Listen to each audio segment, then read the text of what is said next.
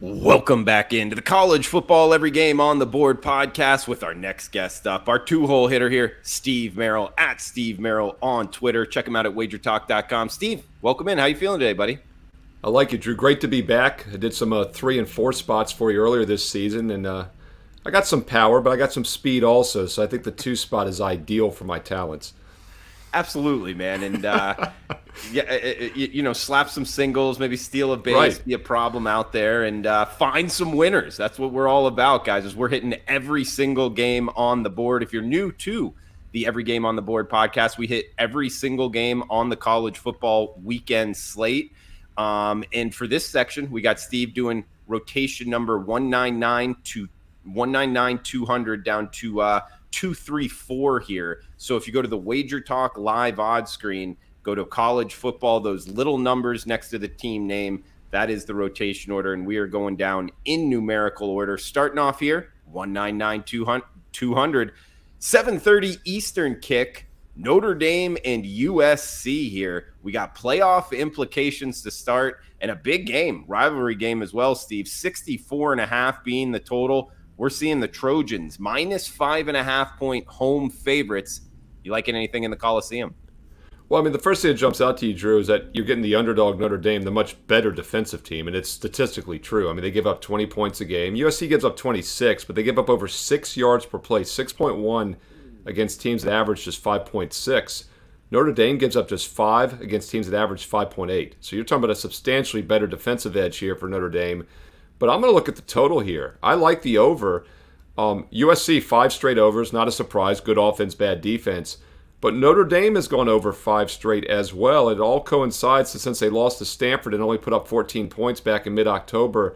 They have quietly scored 35 or more in 5 straight games, 41 or more in 3 of those 5, and gone over all 5. So I like the over in this one. We do get the defensive dog, but I think there'll be some points. Man, so 10 combined overs between the two of these. Yeah, it's almost surprising to see this number at 64. We have seen a little bit of a punch up from the opener, 62.5, but still not that high of a total considering nowadays in college football. We got the Apple Cup up next. Great time slot too, 10:30 p.m. Eastern on Saturday, 201-202 Washington at Washington State. Competitively priced game here, Steve. Minus 1.5, minus 2, depending where you're shopping. 60.5 being the total. Pullman, Washington, the site of the Apple Cup. Yeah, and Drew, I love how you explain the rotation numbers because you and I have been doing this for decades, but we do have a lot of new viewers. Sports betting is becoming legal in every state as we speak, basically, and people might say, why is this game at 10:30 Eastern in the middle of the schedule, right? Well, that's what we call a time change because the rotation comes out several months ahead of time. And a lot of times these games are moved for national TV reasons. And this game will be the ESPN primetime. As Drew Martin likes to say, they bailout special. And for all you new sports bettors out there, by the way, terrible betting strategy to do the bailout special. Do not let Drew talk you into that. All things serious, though, here. To each his own. What's that? To each his own. To each his own. What could go wrong, right? You still got Sunday NFL after this one. But yeah, this is the primetime late night game. And look, Washington Huskies 9-2. Washington State 7-4, so this is one of the better Apple Cups that we've had in recent years. And both teams in are pretty hot. The Huskies have won 4 straight, covered back-to-back games after 5 straight non-covers. Washington State 3 straight wins, but 4 straight covers. So Washington State's actually been the hotter point spread team, and I do think that's why we've seen a little bit of money come in on State as a home dog. Open 2.5 down to 1.5 1. This total has also risen from 58.5 up to 60.5. And let's look at the defensive numbers again. Both teams above average defensively. Washington State is actually below average offensively. So it does look like the Washington Huskies are the better team. Just wonder what they have left in the tank. That the big upset of Oregon did not let down against Colorado last week. And Drew and I talked about this on the Wednesday show on Wager Talk TV. Last week was letdown week of the century with all the teams. Yet the Washington Huskies did not do so. Took care of business 54-7 against Colorado as a 30-point favorite. I think that's a good sign that they're going to play well again this week as well. Heading to the Lone Star State up next. Tulsa at Houston, 67 being the total. 7:30 Eastern kick here. Minus 12. That's Houston as the home favorite. Watch the weather here, guys. Throughout Texas, Mississippi, Louisiana. Looks to be a little system. High total here, Steve. Not sure if it will affect Houston too much. Tulsa at Houston, next game up. Yeah, if you recall, Houston was 2-3 heading into that Memphis. I believe it was a Friday night game in early Yeah. October, and I remember Dave Koken and I talked about this on Wager Talk Today. I was hosting that night or that afternoon, and he said if they lose this game to Memphis, all bets are off. They're going to tank it the rest of the season. I remember they were down most of that game. They had the remarkable comeback, Drew, if you remember, 33-32 to win as a slight dog. Then they went into their bye week, and it really changed the season. They lose that game. I think they probably go like 1-4 the last 5. They're now 5-1 their last 6, including that comeback win. So they are still playing hard. This is a team that expected better than 7-4, but they're playing up to their level finally. Meanwhile, Tulsa is just a falling knife. And as Drew and I know, we do not catch falling knives. Although they're new to the financial markets as well as the sports betting markets, do not try to catch falling knives. Thanksgiving, do not try to catch a falling knife as well. Tulsa has failed to cover 7 straight games. Not a team I want to back anytime soon, Drew Martin. Yeah, well done there with the falling knife, working in Thanksgiving weekend, Steve. One of the best in the industry. 205, 206, Memphis and SMU up next. 3:30 Eastern here. We get Mustangs -4 in the hook at home. High total again here, Steve. Speaking of the Memphis Tigers, 69 being the total at SMU. Yeah, and speaking of the Memphis Tigers, I just talked about that Houston-Memphis game on October 7th, in which Memphis basically blew the win. Guess what? They went 0-3 straight up the next 3 games after that, 1-2 against the number. So it just shows how short-term a game like that can really, sway the momentum for both teams. However, Memphis has started to play better football, and maybe we did get the buy sign. Maybe that knife has bottomed and hit the kitchen floor the last couple of weeks because they won and covered against Tulsa and North Alabama 85-10. We'll see if that was the buy sign or not. Obviously, SMU is a step up in class, but it does look like Memphis is starting to play well again. Next game up, 207, 208. We're making our way down in rotation order. 4 o'clock Eastern, Big 12 game. Playoff implications. Iowa State at TCU. We're seeing the Horned Frogs undefeated on the season. Just 2 games left here before they punch their ticket to the playoffs if they're able to win here, Steve. Now, we're talking about it from a betting perspective, so they're going to have to win by doubles here. Minus 10-point favorites, 47.5 being the total. TCU hosting Iowa State. Yeah, it cracks me up if anybody's looking at the Wager Talk live odds screen, which I recommend doing because I'm using it right now. We all use it. It's a great source. The new bettors might be confused, Drew, because it says Texas Christian on the live odds screen. It cracks me up because I don't think anywhere else they really put Texas Christian too much. But that is TCU, Texas Christian University, and boy, are they the spoilers this year, right? I mean, a lot of the power ratings I run do not even have them top 15 right now in my math models, but they still find ways to win. I tried to fade them a couple weeks ago with Texas. Not only did Texas lose that game outright, I mean, not only did they not cover, they lost outright as over a touchdown favorite. Baylor last week against TCU, TCU only a 2-point favorite in that game. They have to rush the field goal unit on with no time remaining, basically, and they kick that field goal to win. It's like, how many lives does this Horned Frog have? I know cats have 9 lives. How many lives do Horned Frogs have? Because they're using a lot of them to stay alive. You do wonder if this is the game that gets them, right? Because on the surface, like you said, they're double-digit favorite. Iowa State's lost 6 of their last 7 outright. But this is not a bad Iowa State team. They're a lot better than their 4-7 record. On the season, they're allowing just 16.5 points per game, 4.7 yards per play. And they're getting double digits here. I'm not going to be bold and call for the outright upset, but it would not shock me. I still don't believe TCU is going to be in that Final Four playoff just because they don't deserve to be. And normally it works itself out. You wonder if this is the week that it works itself out finally.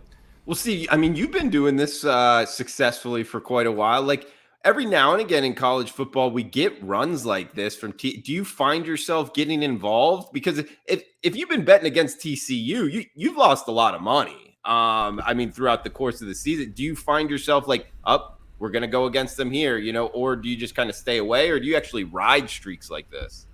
They're not a bad team. I mean, they're still like a top 15 team out of 130 teams, right? So it's not like what they're doing is insane, but they're not one of the 4 best teams. And Baylor, especially Texas, I thought was a better team. But Texas was a flawed commodity, right? They'd lost, 3 games already. Their season had kind of tanked. So in hindsight, not a surprise that they lost outright. Baylor's mediocre. TCU's probably better than Baylor.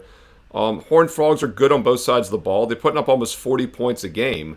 So when you can score, good things happen. But we saw that with Tennessee last week, right? Tennessee, the best offensive team in football this year, scored 30-some again, but they gave up over 60 to a mediocre South Carolina squad. You just feel like at some point this mediocre TCU defense, by the way, which allows almost 50% more than Iowa State allows on the season, yet they're laying double digits. So something's going to happen at some point. It might happen this week. Next game up, 209, 210, 3:30 Eastern, UAB and Louisiana Tech.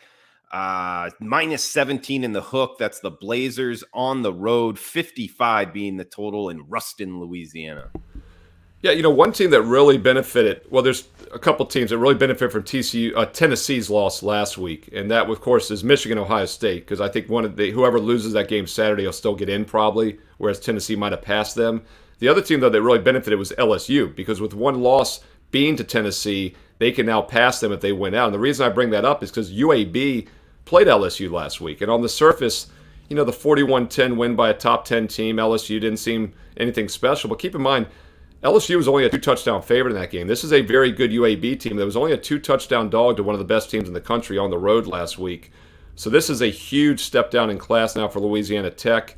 And as long as they're not too banged up and beat up from that big SEC game, they should step up and bounce back this week with a nice win. Big 12 up next, Oklahoma, Texas Tech. We're seeing the Sooners -2 road favorites, 63.5 being the total in Lubbock. Red Raiders hosting the Sooners. Yeah, it's funny, we're talking about TCU earlier. One example I keep using when I talk about Alabama is when they played TCU a couple months ago. Halfway through that game, TCU had 5 touchdowns of 60 yards or longer. So, once again, that is a very explosive TCU offense, but it's also a very shaky Oklahoma team this year that's now just 6-5. They did become bowl eligible with that rival win against Oklahoma State last week. And by the way, I did have Oklahoma as a strong best bet for my clients, part of this current 12-2 all sports run the past week at wagertalk.com. So I liked the setup last week for Oklahoma. I do think they're a little bit undervalued. My concern here, though, Drew, would be do they take their foot off the gas a little after beating their rival and getting bowl eligible? You brought up LSU before. I mean, LSU at Texas A&M, a little bit of a rivalry here. We're seeing the Bayou Bengals laying doubles on the road, -10, most sports books, 47.5 being the total in College Station. You liking anything Tigers versus the Aggies? So 9-2 LSU is now 5th in the playoff rankings because Tennessee lost, as I mentioned. They dropped from 5th to 10th. USC is 10-1, and we just talked about that Notre Dame game, a tough game. USC could still pass all these teams. Of course, we probably need TCU to lose, as we talked about. But LSU is still alive to make the Final Four. Alabama picking up that second loss. Tennessee getting their second loss obviously was huge. With that said, this is not a easy game against A&M. A&M's been one of the biggest underachievers this season. Did you see that shot last week? They were doing a towel relay in the stands. There was absolutely nobody in the upper section of the entire stadium. It's been a disappointing season. You got to wonder, though, is this Texas A&M's bowl game? At 4-7, it is, because they're not going to have a bowl game. And these are always the dangerous type of opponents. LSU just needs to win. They don't necessarily need to win by 10 or more. This is basically the bowl game for Texas A&M this week. Steve Merril mentioned the 12-2 hot run at wagertalk.com. NFL plus NCAA football, 68-44, plus 72% profit so far this year. And if you're looking for an NBA handicapper as well, he obviously knows his college football. Check him out for that. Check him out for the NFL and also the NBA guys.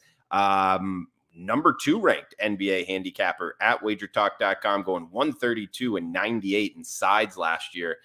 Association going on, and we're going to have a little bit of break here with college football. Maybe check out NBA. And if you're looking for a handicapper, Steve Merril, one of the better ones out there, wagertalk.com, experts page, Steve Merril.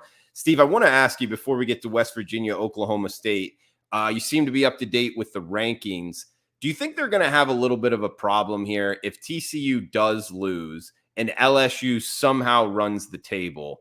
That would put LSU, Georgia, possibly, and then Ohio State and Michigan. So we'd have 2 teams from the Big Ten and 2 teams from the SEC. Do you think it would actually go that way? Or would they be like, all right, guys, we got to do something, blow this up. Let's bring USC in. We need a Pac-12 representative. How do you think that would actually play out? Yeah, I think USC is the team that's really kind of sitting pretty if they take care of business. And obviously the win against Notre Dame would be a solid win, which would bump them a little bit stronger. The one thing I don't like, well, there's a lot of things I don't like about the playoff rankings. First of all, I don't see why there's not at least 8 teams, instead of 4. But, it's partial polls, partial committee, partial computer rankings. And when they come out the first rankings a month ago with Tennessee number 1, both of the polls had Georgia number one, the coaches poll and the AP, and they had Tennessee 2 and 3 in those polls, which means the math model on the committee was ranking Tennessee even higher than the poll element.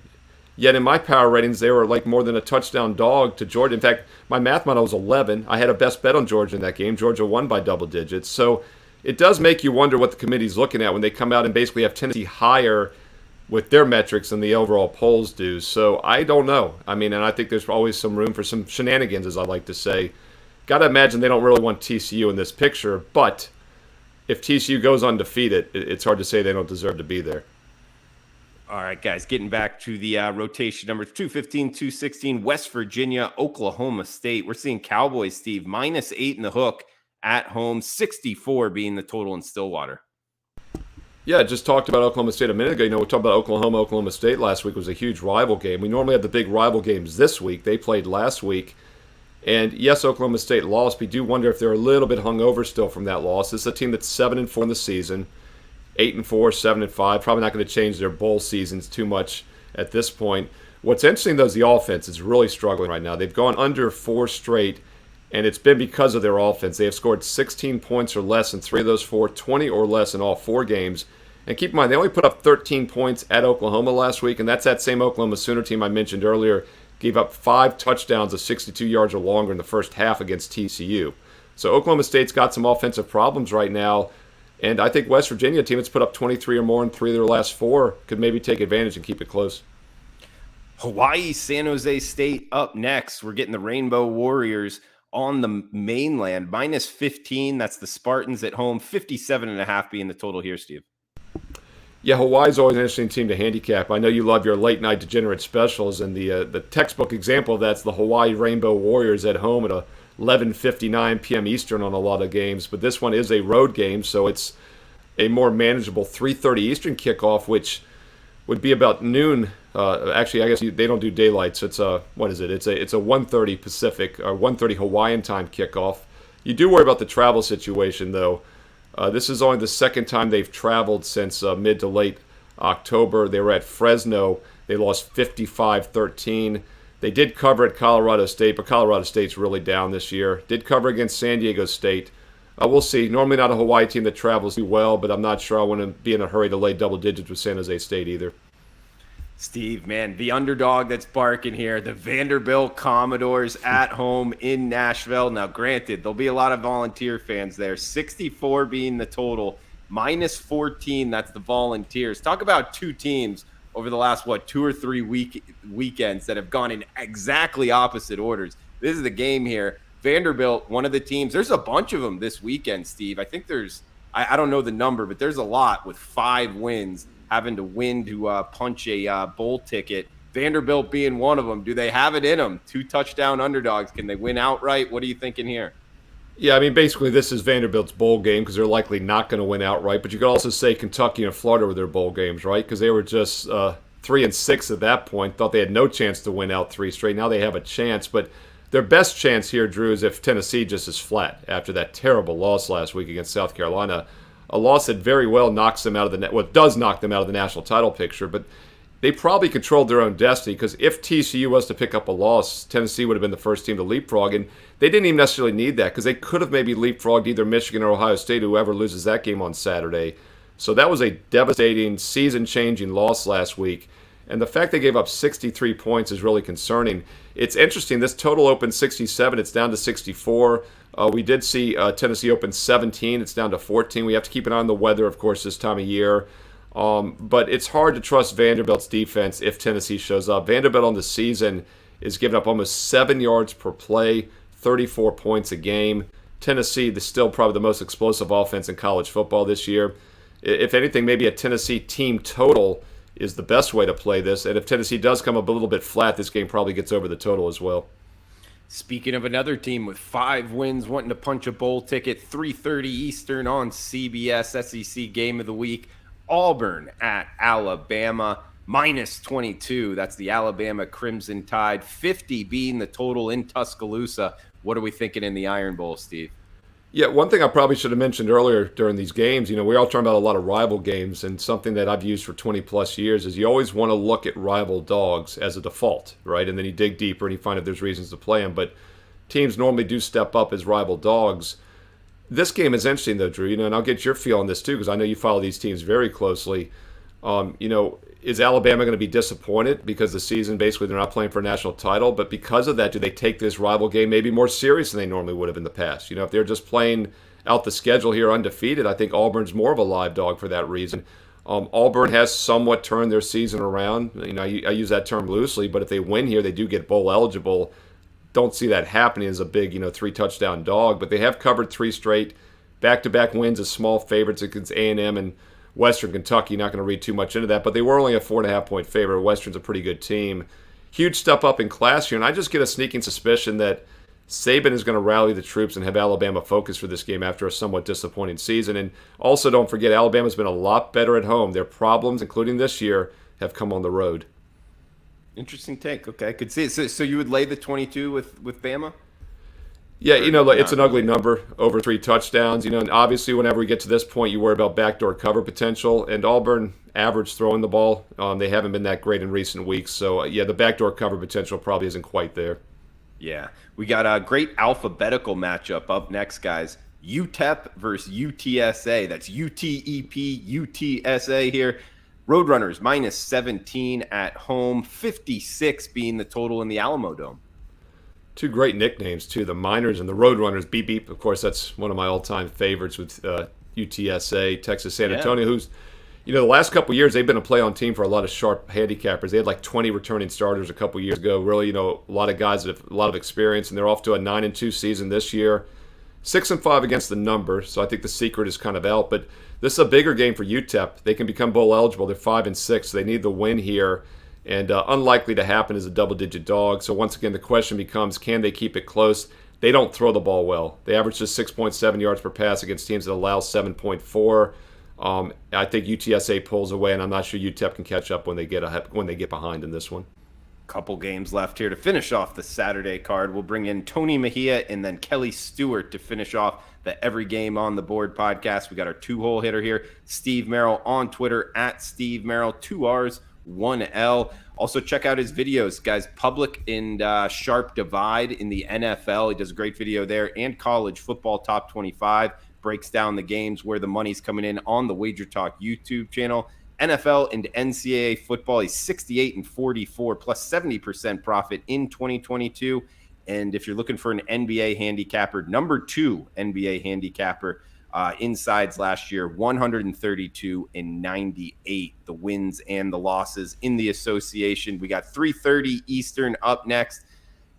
Troy and Arkansas State, Steve, minus 13.5. That's the Trojans on the road, 45 being the total in Jonesboro, Arkansas. Yeah, Troy having a solid season, 9-2 straight up. Arkansas State not having a solid season, 3-8 straight up. But they are 7-4 against the number, Drew. They've had one of the biggest dichotomies between straight up record and points per record.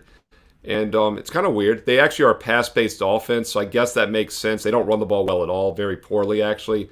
The problem, though, is that Troy has an excellent pass defense, really an excellent defense overall, 16.5 points per game. 4.5 yards per play. So I think the backdoor cover probably a little less likely for Arkansas State in this game like they've done in some others. Southern Miss and UL Monroe up next. We get Southern Miss minus 3-point road favorites, 51 being the total. Monroe, the Warhawks catching 3. They've improved this year, Steve. Yeah, and this is an important game for Southern Miss because at 5-6, they need the win to become bowl eligible. And as you said, they are a field goal road favorite here, so it's a very winnable game. They've also been an excellent point spread team. Despite going 5-6 straight up, they're 8-3 against the number, 7-4 to the over. And one thing that they do fairly well is a little bit of everything. Throw the ball, average defensively. Probably their biggest weakness is running the ball. And be interesting to see if they're able to run against a Monroe defense that gives up almost 5 yards per carry. Monroe's given up almost 36 points per game. So it does look like Southern Miss gets the win and becomes bowl eligible. UL Lafayette and Texas State up next, 5 o'clock Eastern, 229-230 minus 5. That's the Raging Cajuns as the road favorite, 45 being the total in San Marcos, Texas. Yeah, a lot of these teams obviously stepped up in class last week and played some of those like ACC and SEC, non-conference games. Louisiana Lafayette was one of them, and they lost 59-17 at Florida State. Huge step down in class now against Texas State, who actually only played Arkansas State last week and was actually a favorite of a touchdown in that game. So once again, unless Louisiana is really beat up from the Florida State game, I think it'll serve them well stepping down in class a bit. Neither team throws the ball well. They're both about a yard per pass below average when you factor in the weak opponents they've played. So with the limited passing attack in this game, it actually gets me looking at the under. And 45.5 was the opener. It's 45. It's a low total, but I don't think it's low enough.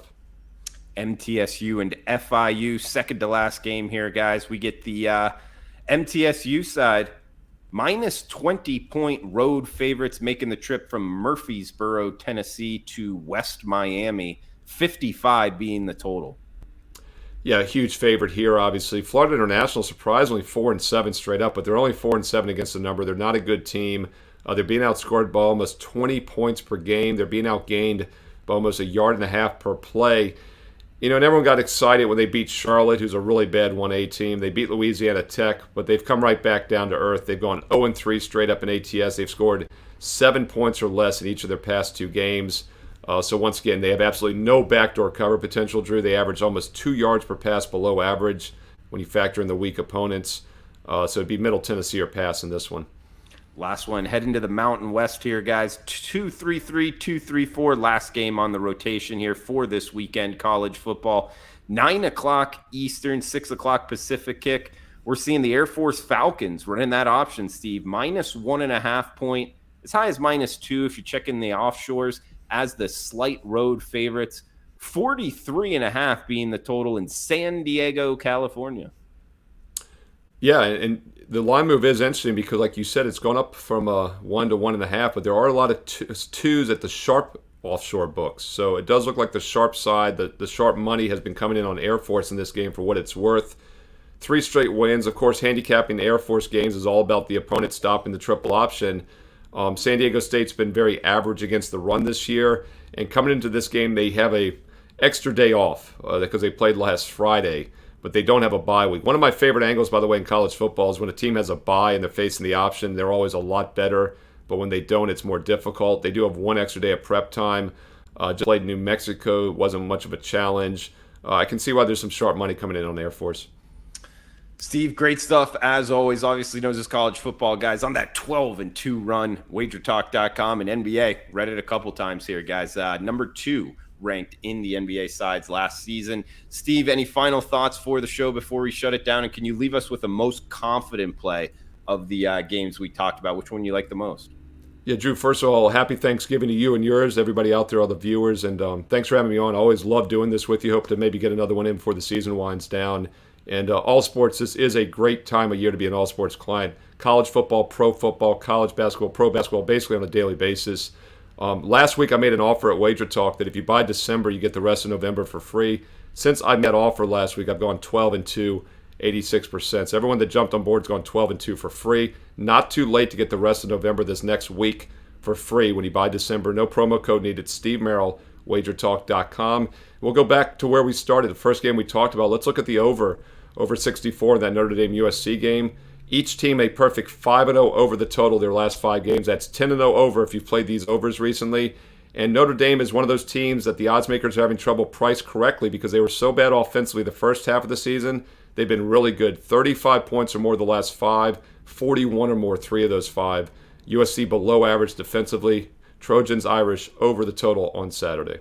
Steve Merril, ladies and gentlemen. Happy Thanksgiving to you, Steve. Great stuff as always. Happy Thanksgiving out there. We'll be right back with Tony Mejia, part number 3 of the Every Game on the Board podcast. Please smash that like button. Feel free to comment below. Cash those tickets.